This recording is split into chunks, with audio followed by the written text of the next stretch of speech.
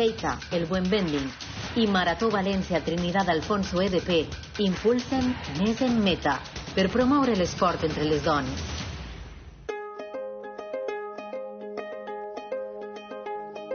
La nostra protagonista avui en la secció de dones irradia un positivisme del qual és impossible no contagiar-se. Maria Sánchez viu la vida ara com una segona oportunitat i no vol dir que la primera no la saberà aprofitar. Simplement el destí li va jugar una mala passada de que afortunadament s'ha pogut sobreposar. Ella avui pot continuar corrent igual que va començar a fer fa ja quasi 30 anys.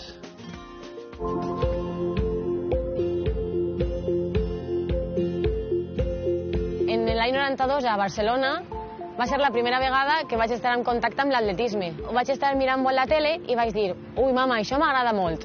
Aleshores, en el col·le ens van dur a una carrera per primera vegada i jo no havia corregut mai de la vida.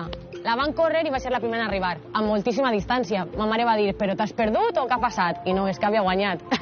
I ja després vaig començar a entrenar i des dels 8 anys duc corrent tota la meva vida, pràcticament.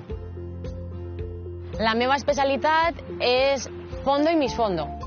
Ella ya era una muy buena atleta de joven, vino conmigo con 17 años, fue campeona de España de relevos y luego se fue a estudiar a Estados Unidos, le dieron una beca como deportista de élite. Lo que pasa es que seguimos en contacto y bueno, pues hasta hace nada que volvimos a hablar y ya me comentó la situación. La primera conversació només va ser un tallet així. I ja, això va ser a novembre. En febrer em fan un tractament que es diu radiolòdic.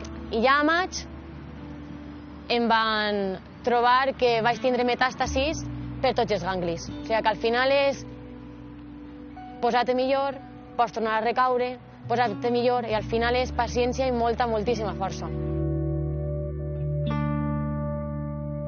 Ara la meva situació mèdica podem dir que és bona.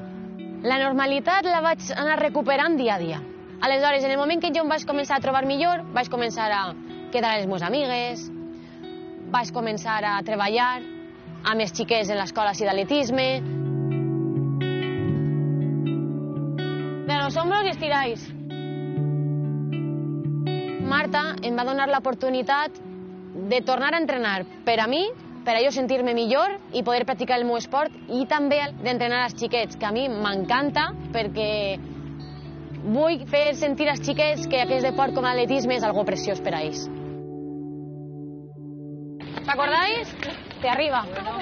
Les meves sensacions en atletisme han anat canviant prou, perquè quan vaig començar dic jo, mare de Déu, si no em reconec, des de que jo vaig deixar que era d'èlit i podia córrer molt ràpid i molts quilòmetres, ara que corria 10 minuts i m'afogava.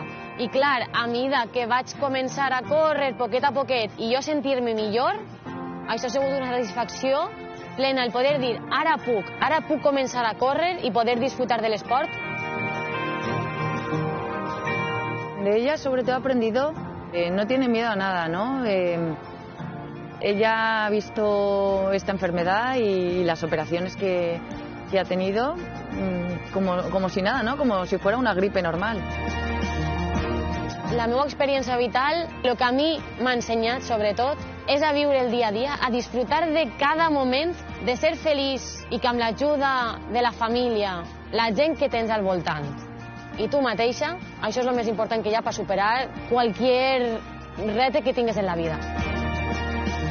El meu repte personal, sobretot, és poder donar classe, perquè és la meva passió, formar una família, tindre xiquets i educar-los en els meus valors, que són sobretot la felicitat, la passió i la vitalitat de viure.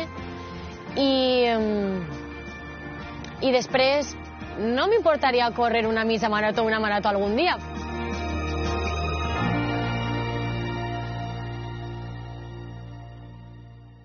A Córrer Dones, un espai oferit per Perfeika, el Buen Vending i Marató València Trinidad Alfonso EDP per impulsar Més en Meta, perquè quan corren elles guanyem tots.